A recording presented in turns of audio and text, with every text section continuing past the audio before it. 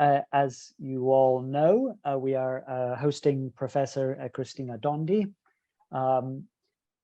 Professor Dondi is Professor of Early Modern European Book Heritage at the University of Oxford, as well as Oakeshott Senior Research Fellow in the Humanities at Lincoln College, Oxford. She is the author and editor of numerous books on the history of the book in early modern Europe and beyond, with a particular focus on Italy. She is also the Secretary of the Consortium of European Research Libraries, or CERL, and has been involved in many important digital projects, some of which you might know, including the 15th Century Book Trade Project at Oxford and the Monastic Libraries Project in Rome and elsewhere. Today, however, she's going to be speaking to us on the topic of digital resources for the history of the book. I suspect you will have you'll have various questions come to mind while you're listening, so please do type them in the chat and I will relay them to the speaker. Without further ado, I will hand the digital mic over to our speaker. Thank you, Stuart. Hello to everybody. Thank you very much for attending this session of the seminar. I will be sharing a PowerPoint presentation and will start straight away.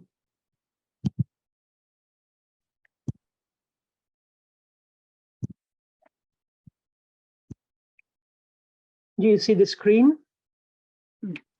Yes, thank you. Excellent. So here we go, and we start. So I will have to do it again because these slides are not moving. Excuse me a moment.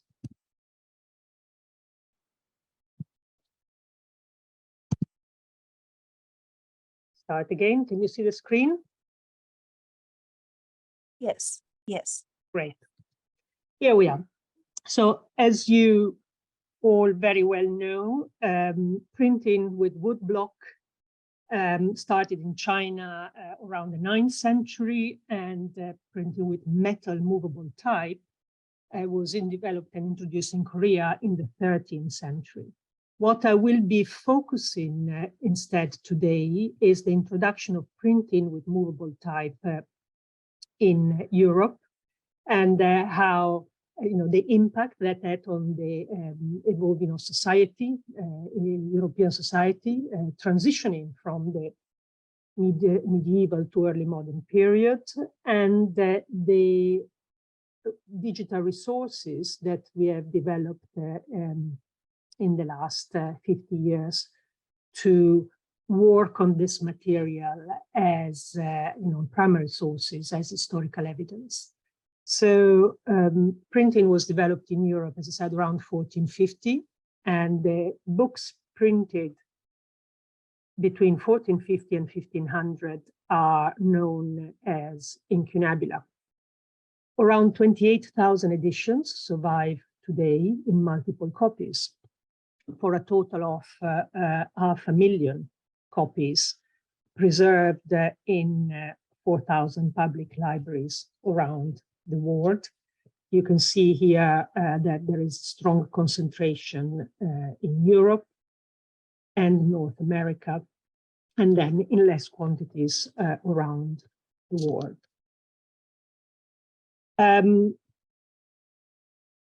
When printing developed in Europe in the second half of the 15th century, it was also as a response to a demand of more books and more affordable books.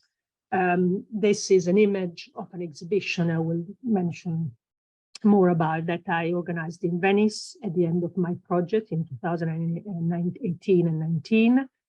And of course, the beginning of this exhibition were projections of manuscripts of various kinds to show how books written by hand were being produced everywhere in Europe in increasing quantities, and that was one of the factors for the development of printing, the demand factor for more books produced faster and more affordable. By 1500, 262 printing places had been sprung up around Europe, with again see a large concentration in Germany and Italy, but pretty much in many other countries, European countries. Work done both on the production of printed books in the second half of the 15th century and with more difficulty in the continuous production of manuscripts in the same period, done particularly by Professor Marco Palma at the University of Cassino, has allowed us to compare the production of the two. And as you can see, the production of manuscript in this graph indicated in white tends to decrease by the end of the 15th century, while that of printed books increases steadily. And it is around the 1470s. So just 20 years after the introduction of printing, that printed books take over manuscript books as the provider and vehicles of texts. And this is quite an indicator of the success of this new technological introduction and invention for the production of books in Europe. With reference to the period to which these books relate to, while there was always generally an understanding that it was mostly medieval and classical texts that were being produced in the first 50 years of printing, a very systematic analysis of all the surviving editions, which was done by my project, the 15th century book trade project in Oxford, and where we allocated subjects, time frame period, and even other keywords to all the 28,000 surviving editions, allowed us to see that, in fact, there was a huge amount of contemporary printing. So printing of contemporary authors and printing for all issues of dealing with everyday life, whether it's legislation or popular printing and so on. And this was quite an eye-opener because it really compensates an understanding of the printing revolution as a mostly intellectual and high-end kind of movement for the universities and scholars only. That was not the case. In terms of subject, also, you can see at the bottom right that what survives most today in terms of subject is, of course, theology. But what is very surprising and probably less known is that the second subject that was most printed and more survives today, it's legal texts. And that is not only, again, legal texts for the universities, but also for public administrations, governments, and notaries. And this is quite an indication of printing following on the need for the formation of governments and states that were being formed in Europe in this period. What you can also probably see, or probably not, is that at the fourth position in terms of production is grammar books. Now, this is very, very important and an indication of the connection between the spread of printing and the spread of literacy in early modern Europe. And this even if we know now that the large majority of grammar books, unlike legal text or medical text, or indeed the classics, did not survive very well. I'll come back to this point, in fact, right now. As I said, with terms of literacy, I've been asking thousands of people when in conversation about what I do, what do you think was the most printed book of the 15th century? And of course, absolutely everybody replies the Bible, because of the fame of the Gutenberg Bible, printed around 1555, of which you see a specimen here in the presentation.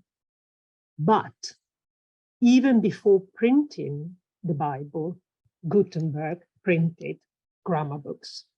And this is a fragment of a leaf that survives at Princeton, because the reality is that grammar books were printed in vast numbers and used and thrown away. And the reason why this fragment of a grammar book, the text of Donatus, which was still one of the standard texts from classical antiquity being used for education, it survives because it was reused for binding later books. This is another example of printed Donatus that survives in another, in fragments only. Overall, and that's, you can see the edges of this single leaf surviving that were cut to accommodate the binding of another book.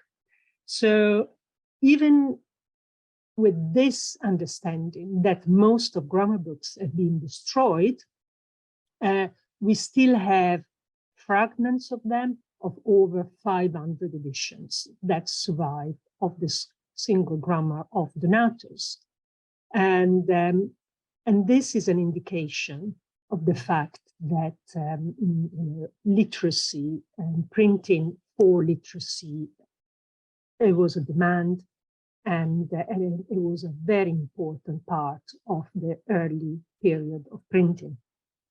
And if we cannot use books themselves as our sources, we have to look laterally, like in this case, looking at what survives in fragments and bindings, but also using documentary evidence, which I will show you in a moment, which testify of the enormous production of grammars that went on in the first 50 years.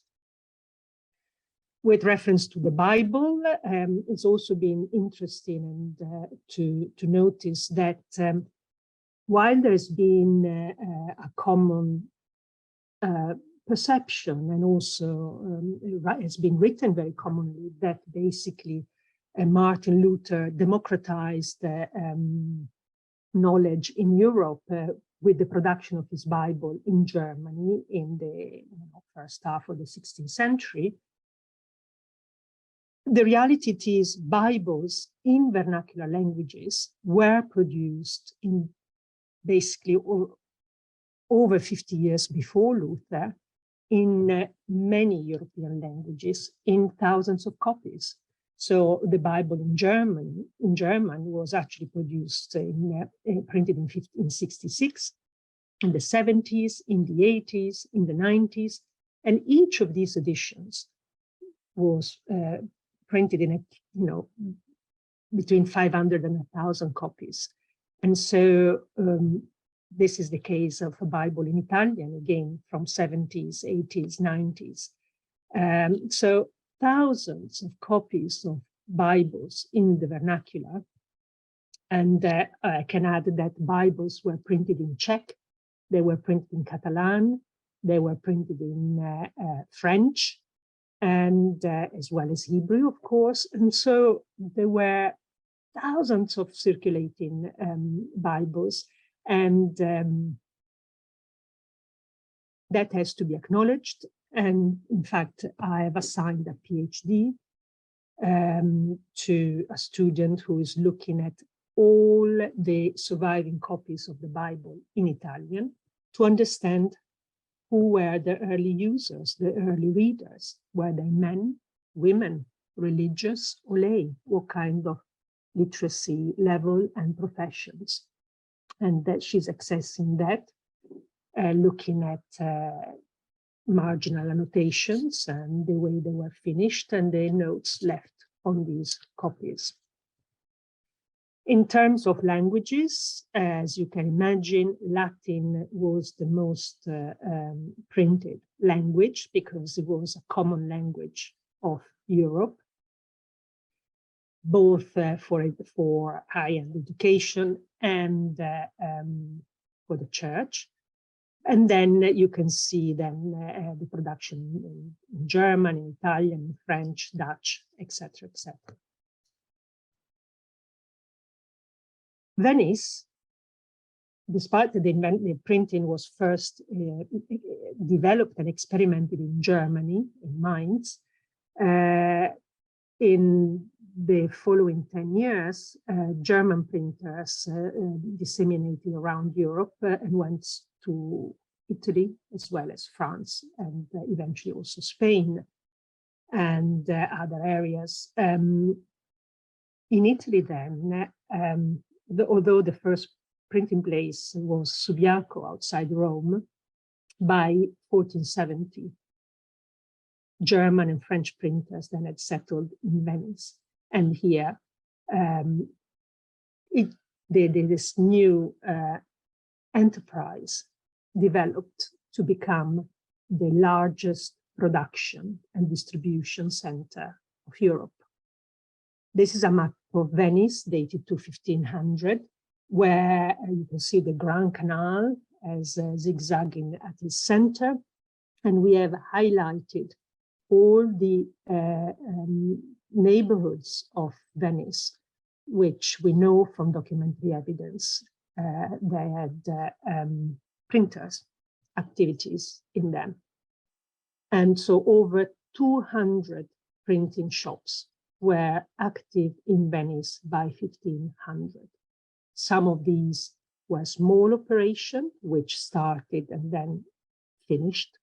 Others became some of the most established printing operations, which exported everywhere in Europe.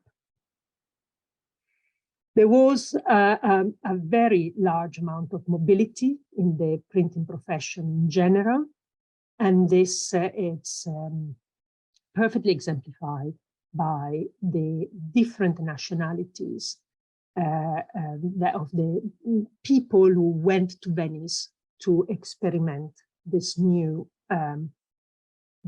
enterprise.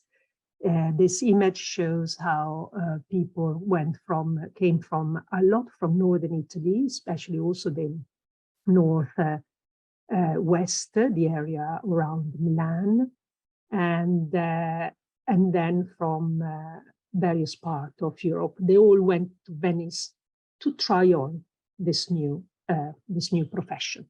And as I said, some succeeded, a few, many in fact succeeded, a few didn't. You will notice in this presentation, I would say, the similarities with the ongoing digital revolution that we are living.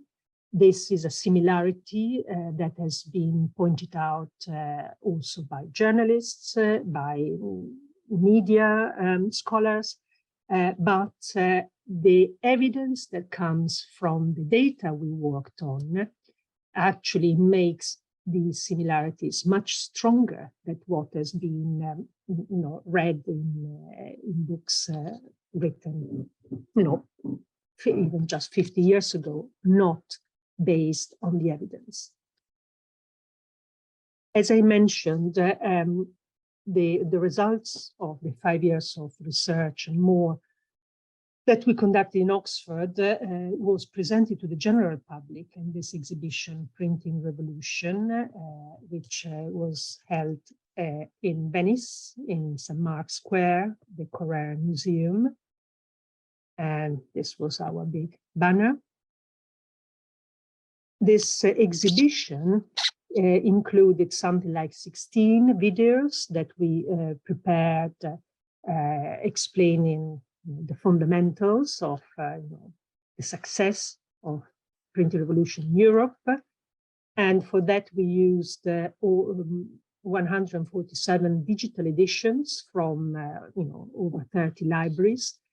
So basically, we made good use of digitizations that in the last 20 years in particular have been produced in very large quantities. Pioneers were libraries like the Staatsbibliothek in Munich, but then also Berlin, a few in Italy, in America, everywhere, and France. And we made use of these freely available digitizations to create very effective videos for communication.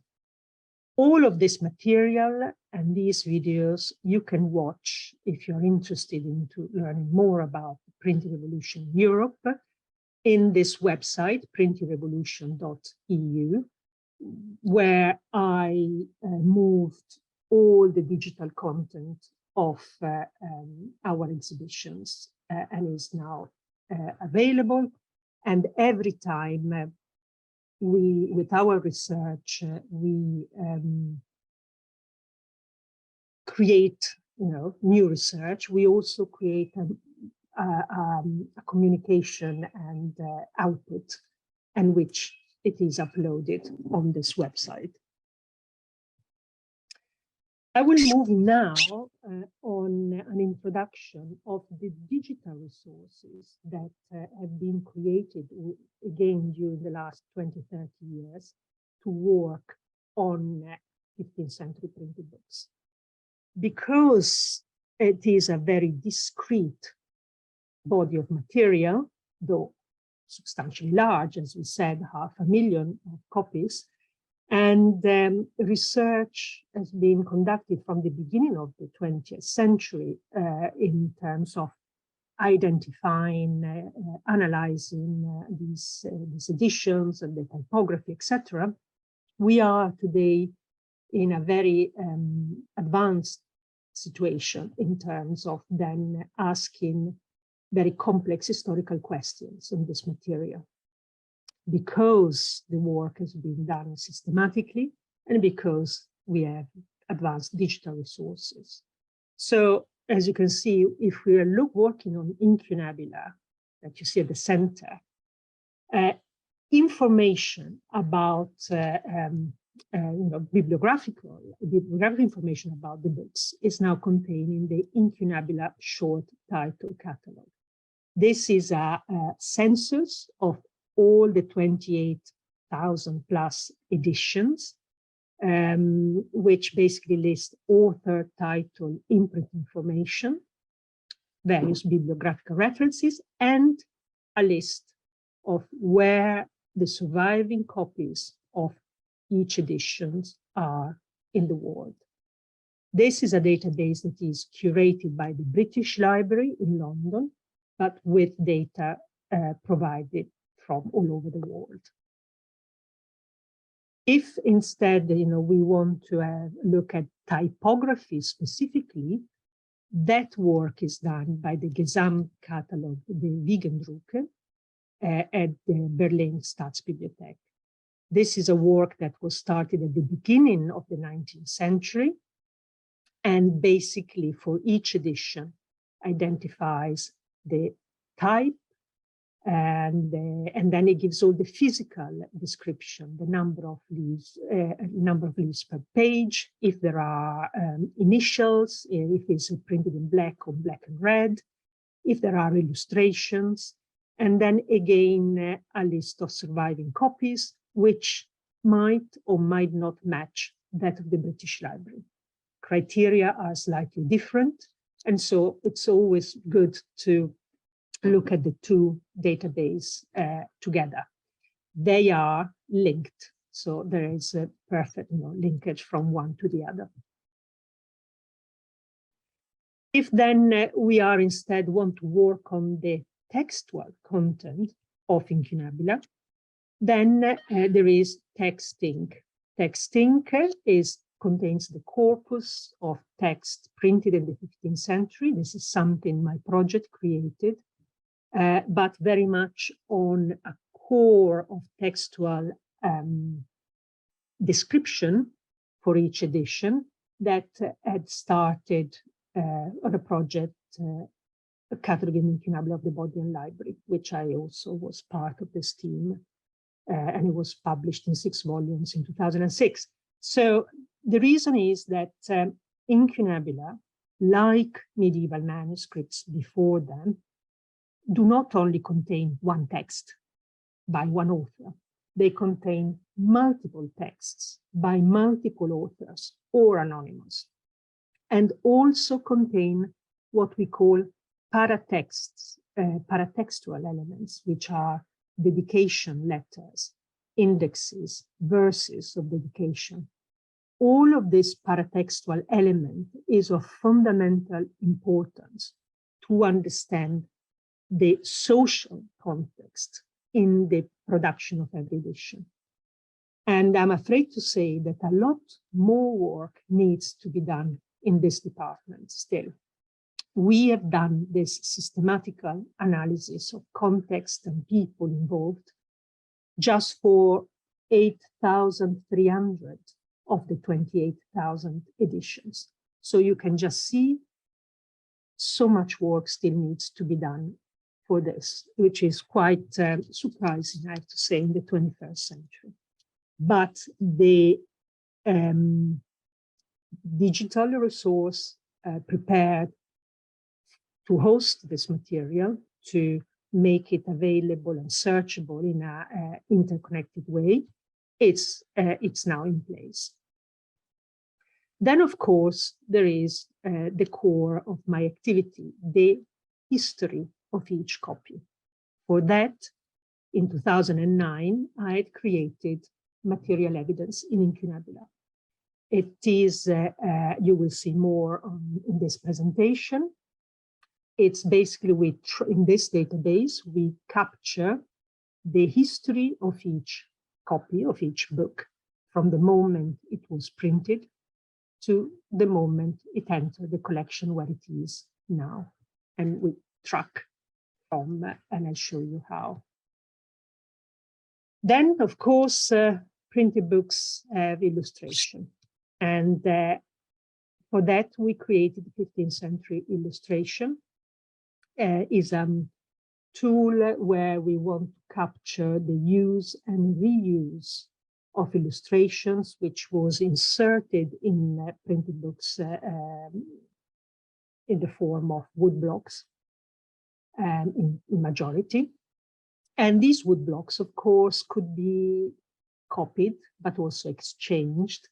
And of course, the movement of a woodblock, so the appearance of the same illustration in different editions, sometimes pertaining to completely different text, medical instead of popular printing, etc. It is a very valuable indicator of, again, social connections and exchange among the printing network. Again, a lot more has to be done in this department. We have created now the structure able to accommodate the information about illustration and linked it to all the other databases, but and populated it with mostly Venetian illustration. But so much more work needs to be done in this department as well. Now, how do we capture our information and how do we use early printed books as historical evidence? We use the physical evidence. So like in the picture, the image that you see on the left, we use decoration or decoration style or binding styles or inscriptions found inside the books to understand how a book moved around and who were the early users. But we also use external evidence, which is generally archival evidence. And those can be a ledger, the account book of a bookseller selling books, or historical library catalogs that tells us that the content of a certain library in a certain period, libraries that today don't exist anymore. The bottom line is that where a book was printed and where the book is today tells us very little of where that book was in those 500 years of its existence, because books move extensively over that 500-year period. And so we had to find a new way to capture that mobility, because that mobility, it's historical evidence for us. So the idea is that while libraries are static entities, books are dynamic. They move in and out of libraries. So with material evidence in incunabula, I introduced a new approach to capture this mobility. And let me explain how we do it. The example is, this is a text, as an edition of Aristotle printed in Venice in '83. As you can see, this has this beautiful decoration, which is Southern German. And that tells us that the book printed in Venice was immediately shipped to Germany, where it was then sold and purchased. This record is, I'll show you how it shows it, how it presented in material evidence in incunabula. The first part, you have the bibliographical information from the incunabula short title catalog, author, title, imprint. Then you also have information about the period, the subject, the keywords, as I said, because we assign that to all editions. Finally, we have the description of the copy. So the first owner we identified was Wenceslas Brack, who was active in Salzburg, where he died in 1495. And this we know because that coat of arms with the dog that you see at the top is the coat of arms of Wenceslas Brack. So the first block of provenance of a book that, remember, was printed in Venice will say it will be then Salzburg, Austria, between 83, date of printing, and 95, when Brack died. And as you can see, we tag places with georeferences, and we give the area and the period. This is the information that allows us to then track the mobility. We also add links to provenance images, which we upload in the Provenance Digital Archive of Searle. This is this tool that we created. It is free for everybody to use 2-3 years ago, because we needed a platform where to upload images and then link them to the database. Brack bequeathed these books to the Premonstratensians of Weissenau in Germany. And that we know from the inscription that was also left in the book. And so, as you can see, as second block of provenance, we have Weissenau, Germany, between 95 and 1802. And so we assume that the book stayed in this monastery until 1802, when the monastery was secularized. That means that following the political reforms of Joseph II, all monasteries of Germany, and that is a phenomenon that happened also elsewhere, were shut down, and goods then, the books were moved to national libraries, and so, and this happened to this book. But because certain national libraries in Germany found themselves with a huge amount of duplicates, they put those on the market. And so this book clearly went on the antiquarian market, where it was purchased by Samuel Butler, who was a British classical scholar. And so based in Lichfield, so the next third provenance block is Lichfield, Great Britain, Samuel Butler. And then eventually, when Butler died, there was a sale of his books, and the Bodleian Library purchased the book in 1840. So the final block of provenance is Oxford from 1840 onward. You can see it here. So this is the way we track the movement of the books. And I will show you in a short while how we visualize that movement.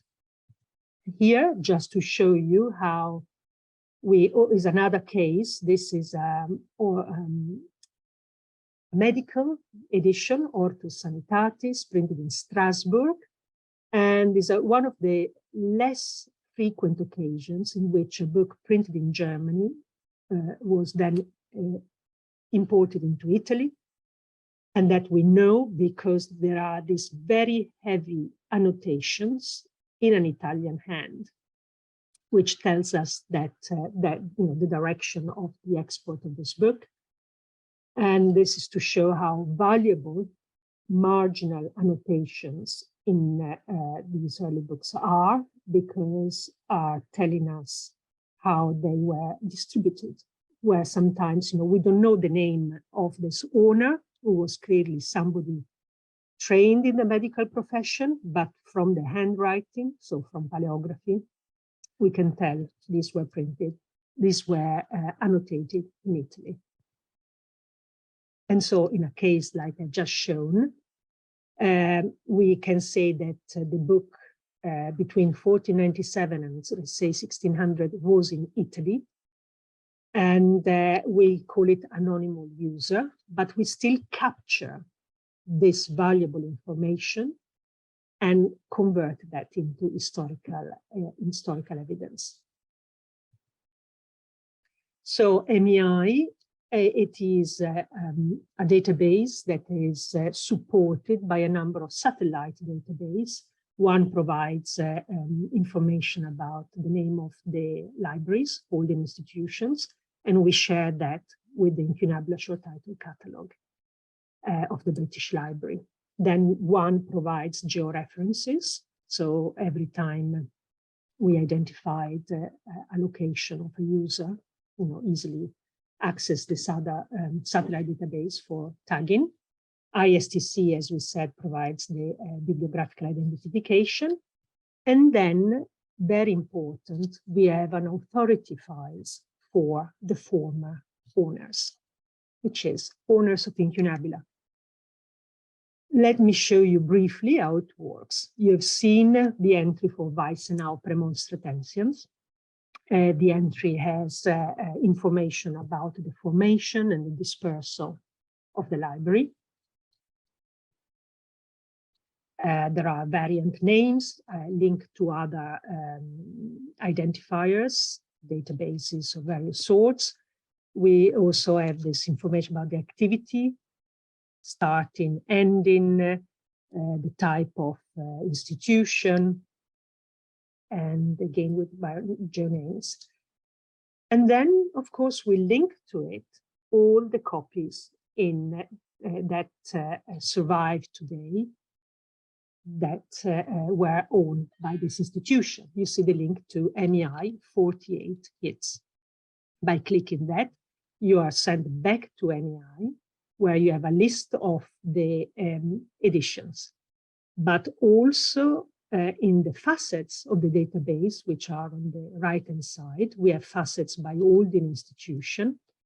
And by looking at that, we have an immediate photograph of the dispersal of this collection, and how by cataloging into MEI, we are finding more books which belong to this institution, and so we are bit by bit reconstructing it. As you can see, books from Weissenau are today in Oxford, in Tübingen, in Cambridge, in Harvard, in Dallas, etc., etc. The more libraries contribute to MEI, the more we reconstruct dispersed collections. Let me just show you briefly how first we experimented on the visualization of the movement of a book using the MEI data. This was done during the 15th century book trade, and the scientific visualization engineer from the University of Oxford that collaborated with us decided to use Cartesian diagrams to show the movement. In the image on the left, you have on the vertical axis places, and on the horizontal axis time. And so this particular copy was basically printed in Venice, printed elsewhere, and then moved to Venice, then had a period in Strasbourg, back there, and then I think it's in Venice today. This experiment, I think, for people in the field was quite effective. For us, it was wonderful to see the movement in the diagrams, but also I came to realize that it was not very good for communication, exhibitions, and presentations, and because it lacked the physicality that a geographical map can offer. Now, this system is not available to the public anymore, but in the last 2 years, I've been experimenting on visualizing the MEI records on a geographical map, and I've been doing that with a team at King's College London, led by Dr. Alfie Abdul Rahman.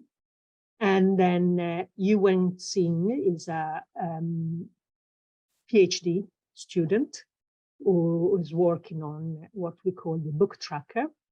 And Dengi Yang is an undergraduate student who has been working on a specific query that I will be showing in a moment.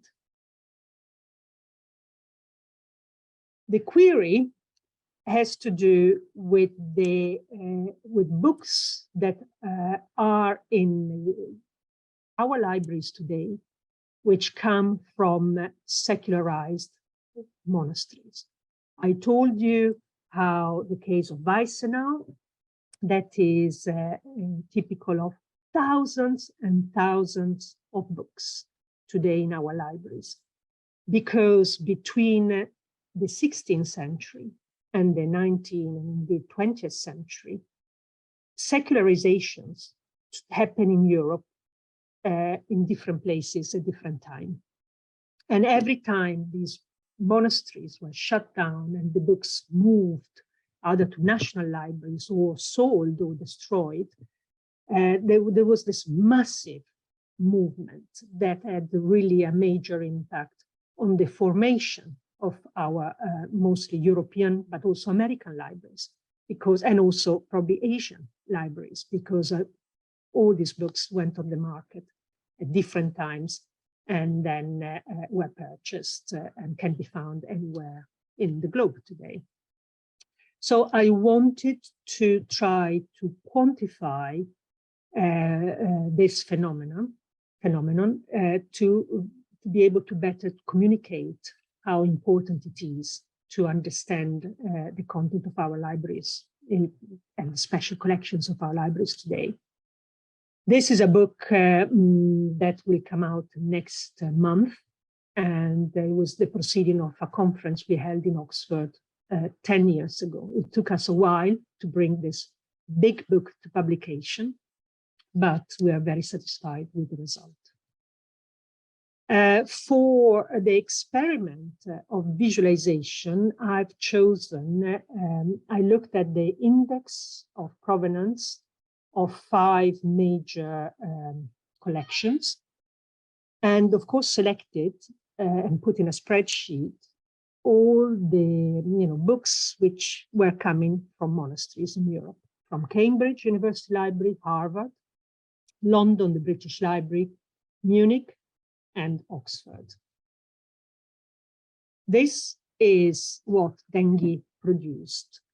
What you can see here is always from the point of view of the monasteries or of the books. You can see the column on the far left, it's Harvard, where basically there are books from 372 different European monasteries now kept in the Houghton Library collection. And then the yellow column is the British Library, the purple is Oxford, you can barely see a green behind, that's Cambridge, and the shocking pink in the center of Europe is Munich. So you can immediately see how many monasteries with various books are represented today in just 5 libraries in Europe. And all the circles from the countries, those are all the number of monasteries whose books today can be found in one of these 5 libraries. You can see this better done, divided by areas of provenance of these monasteries, London, Munich, Oxford, etc. And then from the point of view of the books. So numbers are very large. Just for these 5 libraries, I've been dealing with over 13,000 books, which were coming from all over Europe, monastic institutions. If you pick, for example, one in particular, this is Oxford, the Bodleian Library, then you're able to see a breakdown by sigla of monastic orders. So how many books are there today that came from, for example, 247 different monasteries of Benedictines, or 93 monasteries of Carthusians. So you see the number are very, very large. This is a major phenomenon that has been until recently a bit overlooked. And I think the publication of our volume and the way we capture the data in our resources will finally bring this to the core of historical attention. This is what I'm offering you, is also a snippet of my lecture, which will be delivered next month at Cambridge. It's called the Sanders Lectures. And sure enough, the first lecture will be all dedicated to mapping the monastic libraries and their contents and how they are present in European and other libraries today. This is detail for Munich, but from the point, if you instead pick a country, for example, France, what shows here is that how many monastic books from France, institutions, can now be found in London, in Cambridge, in Munich, in Oxford. This is a very strong reminder that just working on our national collections, thinking that they represent national production, it's very narrow-minded, because an enormous quantity of each country's heritage, it's now disseminated around the world.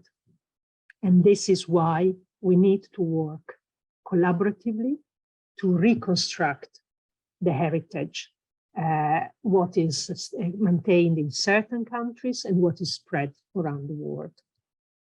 This is a granularity, it shows all the different locations of monasteries whose books are today in Cambridge University Library.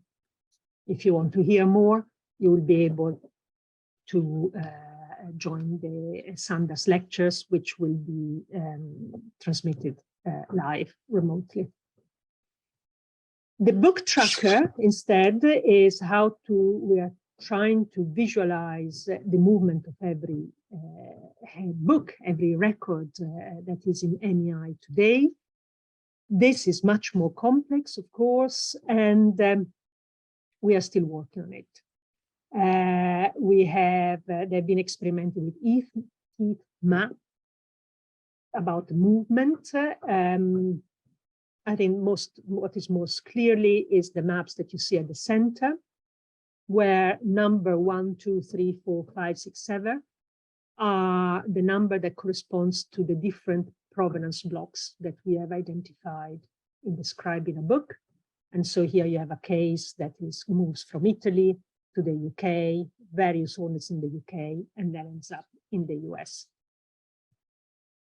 To work on the book tracker, we used a sample of data that was curated during a project called the Dante Illustrated Copy Census. Basically, we looked at all the surviving copies, 180,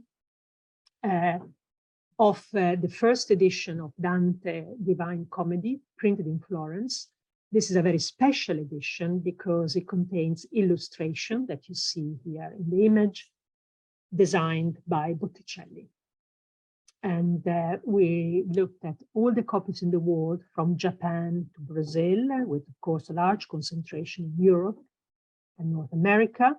And this data we then use for testing the book tracker. All the movements that you see now in the screenshots are live in the software. So, for example, here you start from Florence, and then the indicator would move first to other parts, probably in Rome, and then clearly the book ended up in England before ending up in Greece, where it is today. I forget, then this again is a presentation of this, they call it a single static storyboard of the dissemination of all the 180 copies surviving in this edition.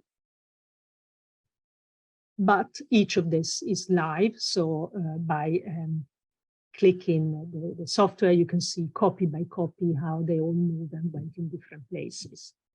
So this is a very effective way to show the dissemination of the life of these books over the 500-year period.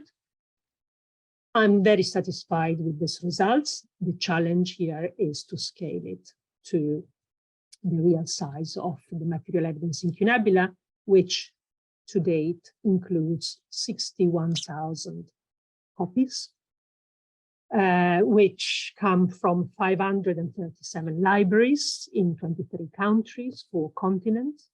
As I said, this is a very collaborative enterprise that I'm coordinating. To date, some 250 editors have contributed, and there are other librarians or scholars.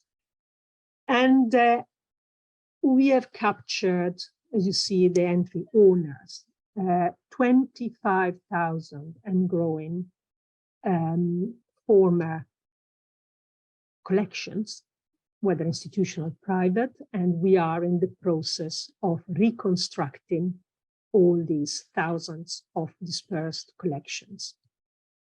So this is a visual of all the libraries that are contributing to NEI, and the number weekly grows, which is very, very pleasing. So what kind of data analysis we can do with NEI? and the way we so carefully structure our data is something to do with trends of distribution. We understand, therefore, early economic history. For example, which are all the copies printed in Germany and exported early to Italy, and often the opposite.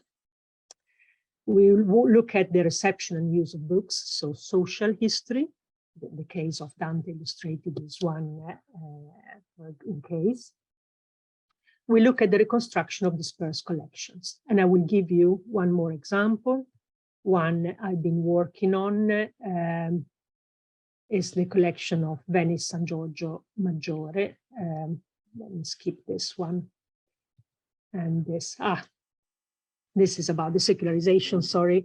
These are different, from Henry VIII to Napoleon to Joseph II. These are the people in Europe at different stage have secularized monastic institutions.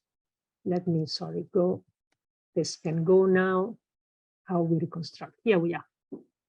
The library of the Benedictines of San Giorgio Maggiore of Venice. This is the wonderful little island opposite St. Mark's Square in Venice. They had a fantastic collection of early printed books, which got completely dispersed by Napoleon and in secularization at the end of the 19th century. If you look at the entry in Honest Incunabula, you see that to date we have identified 181 incunables. And you look at the holding institution, only some of them are where they should be. Basically, secularized books from Venice were supposed to go to Padua, according to the Napoleonic directives. But in Padua, as you can see, there are only 37 today. Many more, were taken to Paris, the beautiful ones. And even if with the Congress of Vienna, 1815, books should have been restituted, 17 are still in Paris today. We know for sure now that they send back different, often inferior copies. Some of the books they send back are in Venice, the Marciana National Library today. So these are the ones that, according to historical knowledge, we should look for. But many other locations we could never have thought to find them. Cambridge, Copenhagen, Edinburgh, Locarno. Those books is basically books that ended up on the market and moved around according to different logics of economical very often and of book collecting. So only because all these libraries are cataloging in NEI, we are able to add those books to the reconstruction of the collection. So this is a very powerful product of the material evidence incunabula database, reconstruction of collections. And for San Giorgio Maggiore, as I said, we used very successfully also external documentary evidence. For example, lists which were produced by the Napoleonic troops when they requisitioned the book, and the list of books that were supposed to go to Padua, then that was supposed to go to Paris. All of this documentary evidence we used to identify what was in that collection, even if we don't know where the books are today. So let me go back. Top of this list, historical copy, 76 editions. We can tell from this evidence that they existed in that collection, even if we don't know where they are today. But very likely they are in the libraries of the world. And if they join NEI, we'll bring the evidence together. But this shows how important documentary evidence is to complement the physical evidence that still survives in the books. Very briefly now, I show how we, some of the projects for outreach that we produced this was mentioned, the incunable of monastic libraries. Together with the Polonsky Foundation, we not only digitized all the incunables of the first printing place in Italy, Subiaco, which is outside Rome, but we also produced interesting videos that approach certain important topics and explain them in very clearly for a more general public, but also, you know, for education and teaching. One such case is the concept of the passage from manuscript to print. So the transmission of texts when from manuscripts, eventually, you know, they first get set in print. We are very fortunate that Subiaco still preserves the manuscript exemplar used to print the first edition of a theological text called of St. Augustine, the City of God. Here on the left, you have the manuscript, and on the right, you have the printed book.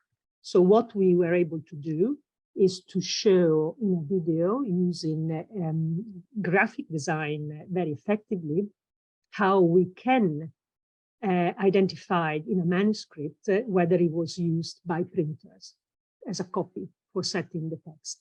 And evidence is, for example, these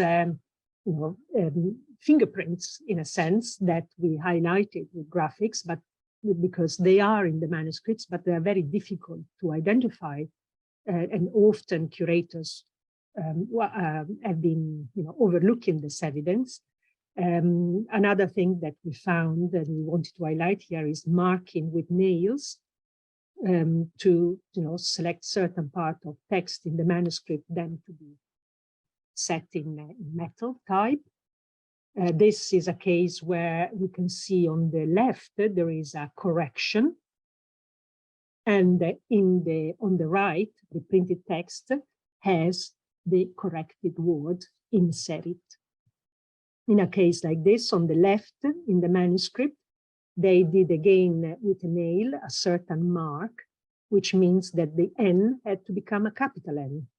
And on the left, you see on the printed book that they did include the capital N. Again, here on the left, they inserted certain text, so corrected and enhanced the text. In the incunable, that text was inserted. This video is available in the Printed Revolution page, like all the others. So if you are interested in understanding how text were set using the manuscript exemplar and then the first the copy in print, this is a very effective case that we were able to create with the Polonsky project. A second project is, as mentioned, is the census of all the surviving copies of this Dante printed in Florence. We were able, this is some of the illustration, beautifully, based on drawings by Botticelli. The copy census, it's a highly academic exercise, which means that you want to understand who were the users, the early users or later users of a certain text. What you do at a certain edition, you look at all the surviving copies. One of the most famous cases was the work done by Gingerich, professor of astronomy in Harvard, on the 2 editions of Copernicus.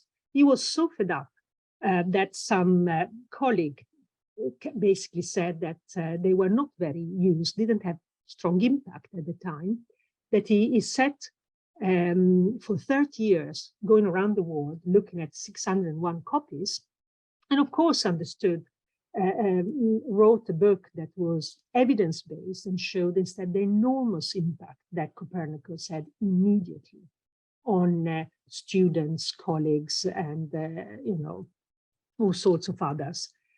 This kind of treatment until recently was very difficult because we didn't have many digitizations. You had to travel around the world. You didn't even know where the copies were.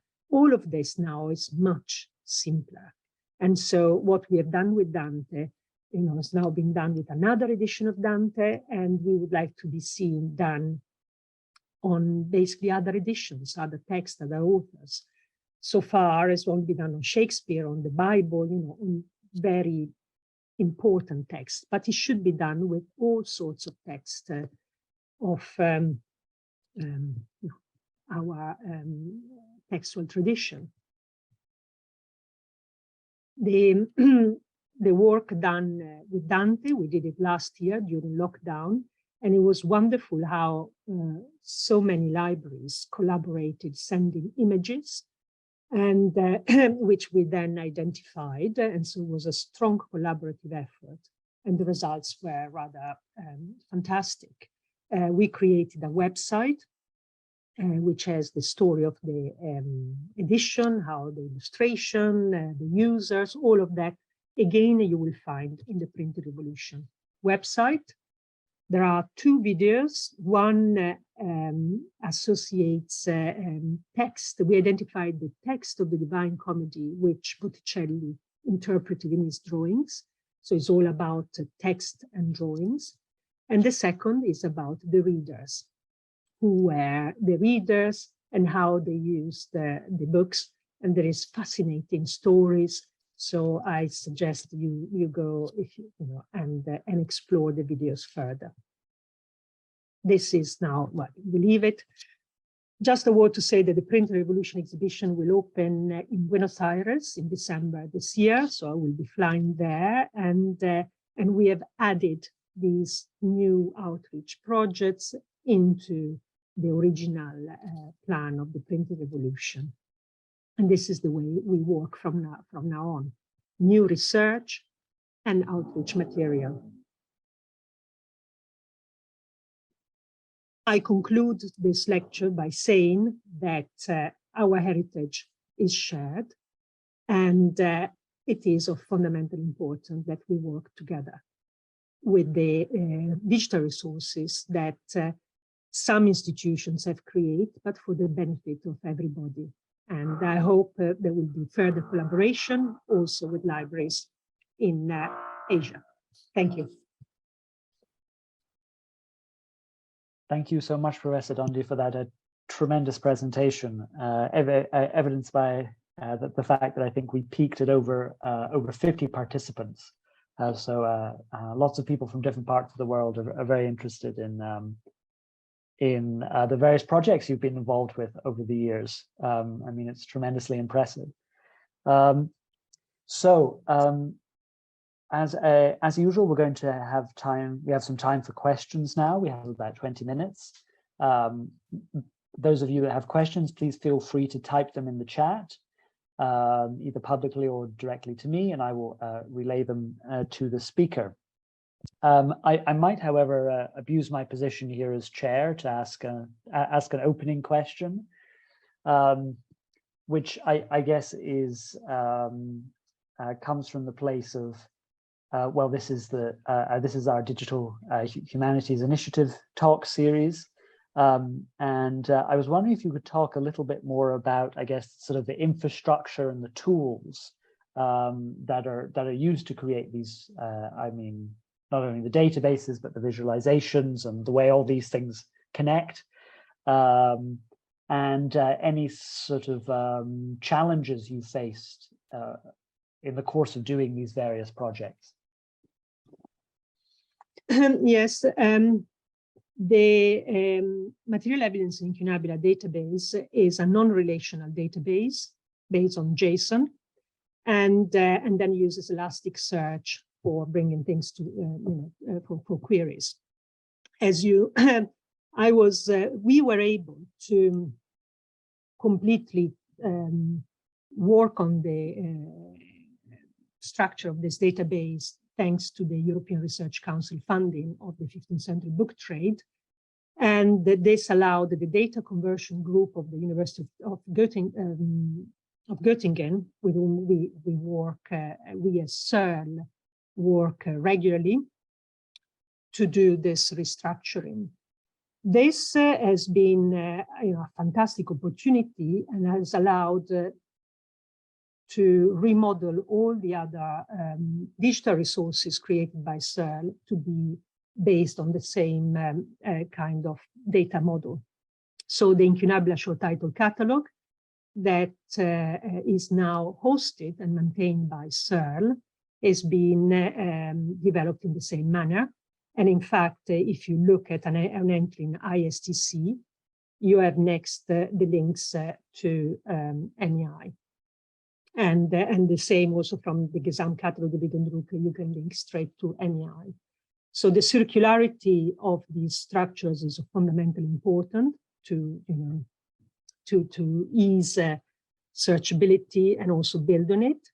The fact that we used JSON data also was a winning choice, because the different set of engineers we have been working on, whether it's scientific visualization, whether it's image matching, have been are totally familiar with JSON data, and so that has been fantastic. No obstruction at all. But what is at the core of the success of the application to MEI, data of various visualization, is the fact that the data is highly structured and is the quality of the data.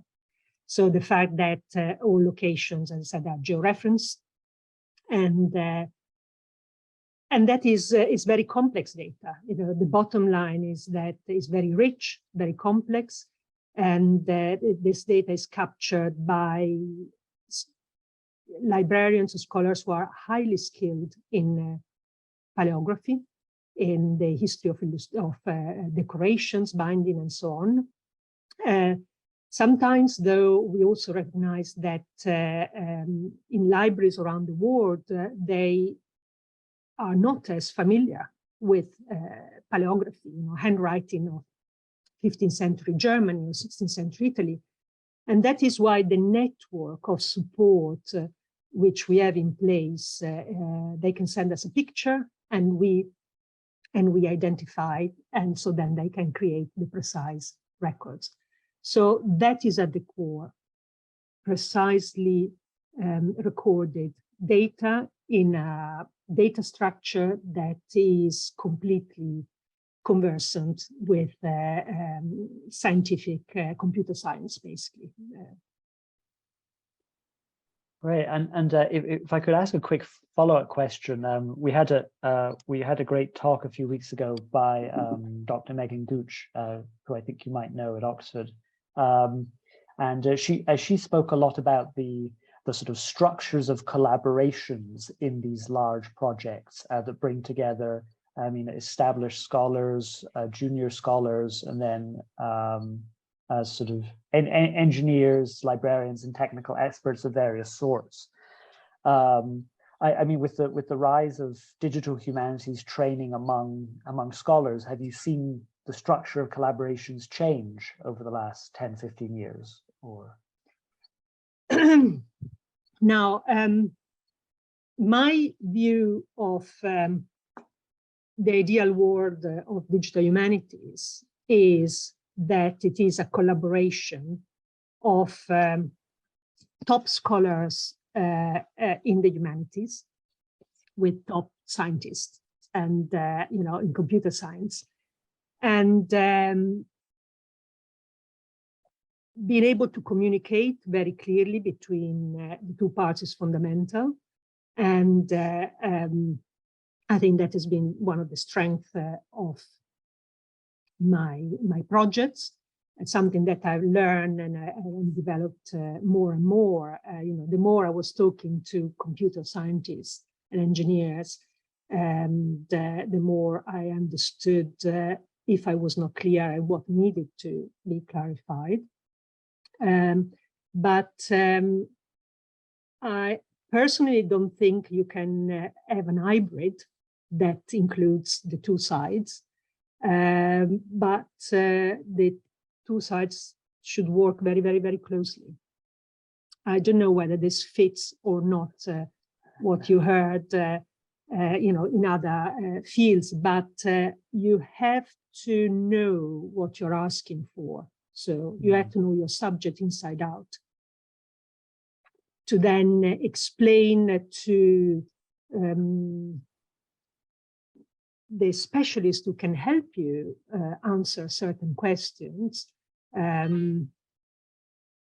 What are your questions? What is the data? And then how we can find together a solution. But they don't know. So it's sometimes common that they can say, they look at the data and they can say, oh, we can do this. And it then is up to me to say, yes, of course you can do that. But that is historically not relevant. So you need the humanist to lead the, in a sense, the conversation. Of course, understanding which are the options. But we have seen in the past how certain tools with certain data were created that didn't really advance historical issues that much, because they were not designed with certain, historical questions to begin with. Does it answer your question? Yes, yes, absolutely. It's actually very insightful into the underlying, I guess, methods of digital humanities, which are fundamentally humanistic and are question driven. Which is something we can sometimes get lost, but behind all the visualizations and so forth. Yes, the case is the book tracker, for example. I completely understand that a PhD student has to experiment with new technological solutions to be at the top of their computer scientist game. But then sometimes I had to say that, would not be used by the historians. And it's not even sensible. So, for example, I have serious doubt about the heat map that has been, we are testing for as a way to query the movement of books from place to place. I don't go into details, but basically that, like other solutions that they came out with to show the mobility of books over time and space, were not very effective from an historian and humanist point of view. So we had to find the common ground, something that is more understandable, more effective, and also sometimes, of course, scalable. So the communication is vital, totally vital. Now I tell you something else. I was talking to a colleague of mine who works with at the Institute of Technology in Italy, and they're so very knowledgeable of a lot of digital solutions also in archaeology, which, as you know, is very advanced in these resources. And when I said that for me, digital humanities is the combination of two persons working closely together, she said, well, I think it's a combination of three persons, the humanist, the computer scientist, and she said the digital humanist in between as interpreter. So that is another view. It's true that sometimes not all scholars in the humanities are able to communicate what they do, what they need. It takes, it's an important skill. I personally, I know, based on my experience now, I have it. I am good at communicating what I do and what I need with the computer scientists, as well as with the general public. that has been part of the success of my projects and exhibitions and communication. But not everybody is able to. So I can see that for certain cases, maybe the digital humanist as that hybrid figure that is being created today in some departments might have that interpreting middle ground. It's a very encouraging thought. Thank you. So we actually have a question about the book tracker it's actually from the director of the RIH, Professor Yellen. He says, I have a question. The book tracker is amazing. Can you speak to whether and how the existence of these book trackers has led to any international issues about the problematic provenance of many of the library's collections? Now, of course, you don't need the book tracker to then discuss the provenance issue. The book tracker is just an application to the data on provenance. And that is a very big issue. I have to say that so far, for books of the 15th century, we haven't encountered any issue about contentious provenance. And so far, and as you see, I've dealt with hundreds of libraries, there's been complete openness. You heard when I mentioned the Bibliothèque Nationale de France. It's obvious that Bibliothèque Nationale de France has books that should not be there. And but we choose to deal with this issue, emphasizing research and common heritage. So in my view, on the big picture of the contention of provenance, that does not only belong to certain areas, but belongs to everything, every object. That can be museum, paintings, as well as books. We can only, I think it's important that we do the research. We bring the evidence, whatever it is, to surface, and we communicate it, and we do that in collaboration. And then I also believe that digital solutions will be able to help us in terms of sharing even more, whatever we are talking about in terms of objects. You know, I refer here to the British Museum, you know, Elgin marbles, and whatever that is. There is a massive and very interesting discussion that I think will change our museums and the way objects have been curated in museums and libraries and galleries until now. I think at the bottom of it, otherwise there is no end to discussion of restitutions and disagreements, is bringing provenance to surface with proper research, and then finding a way and then communicate the results. Yeah. Well, that's yes. I mean, it's a bit of a minefield, and I'm sure. Yeah, I'm sure we have 5 incunables in our collection, and I'm sure their provenance is entirely kosher. In addition to, I mean, we have a couple of manuscripts. We have a French medieval book of hours and other things of a kind of teaching nature, you know. Wonderful. Generic types, basically. Listen, every one book is important. You know, we have in MEI, and that's the beauty of it, big collections like the British Library, which has 20,000 incunabula, and small seminaries or church parish collections where they have one incunable or just a few. In the database, they stand on the same level. And so it's a way also to bring to the surface small collections as well as the large one, and surely at-risk collections.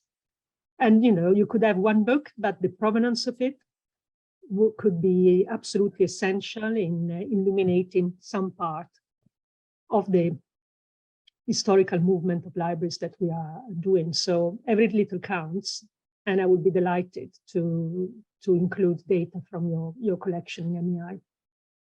Wonderful. Well, yeah, I'll send you a copy of our. We have a new rare books catalog actually that I partly wrote, so I can send that to you.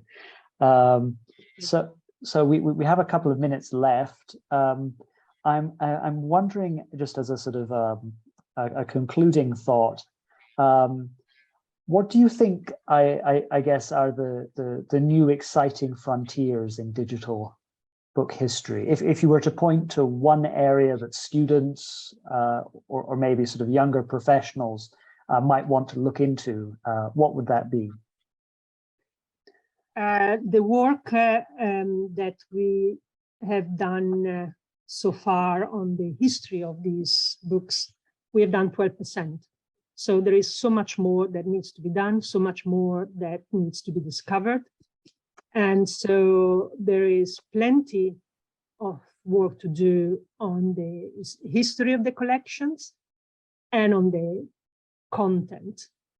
We can do all sorts of fantastic application of visualization with the transmission of text.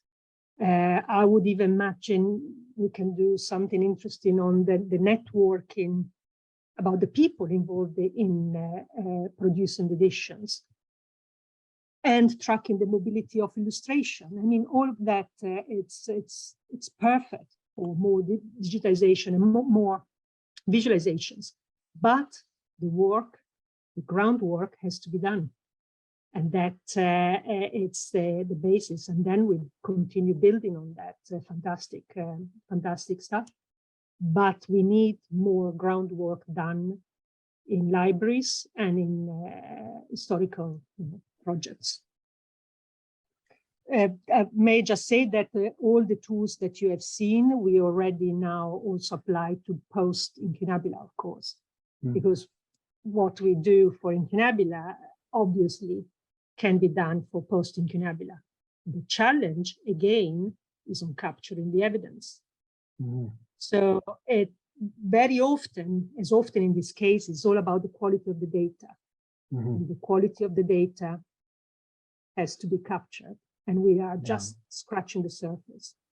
Yeah, I guess with the proliferation of printing with movable type across Europe and then to the New World, and yes, it's almost an infinite project, I would say, or certainly more than any one human can even conceptualize, perhaps.